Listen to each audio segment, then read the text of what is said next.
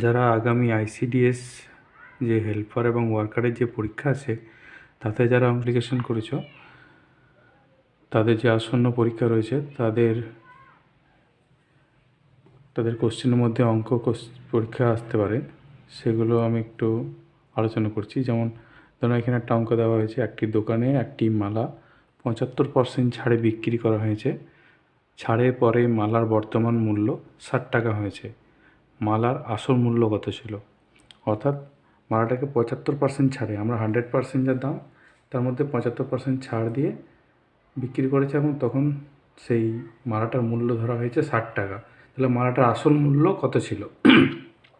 এটা আমরা একটা জিনিসের আমরা যদি মূল্য ধরি 100%, হ্যাঁ, তার মধ্যে আমরা 75% কী করছি? ছাড় দিয়ে দিচ্ছি।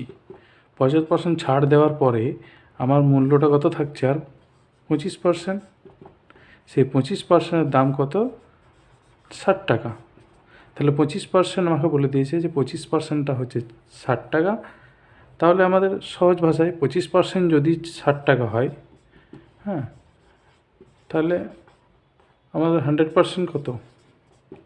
100% হচ্ছে 25 মানে 4 গুণ, 4 25-এ 100, তার মানে 60 × 4 240 টাকা।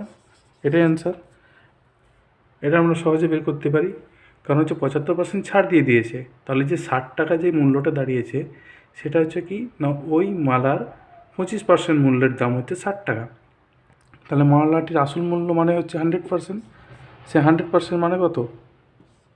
25%-এ যদি 60 টাকা হয়, 100% হবে 60 × 40 240 টাকা। কারণ আমরা জানি 25-এর সাথে 4 গুণ করলে 100 হয়। একইভাবে 60 টাকার সাথে আমরা 4 গুণ করলে 240 টাকা পাবো।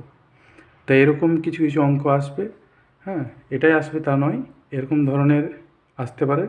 যদি তোমাদের নিয়ে আসছি আইসিডিএসে, তোমাদের হেল্প হবে এবং চেষ্টা করব পরীক্ষার আগে অনেকগুলোই তোমাদের এখানে ভিডিও দেওয়ার চেষ্টা করব।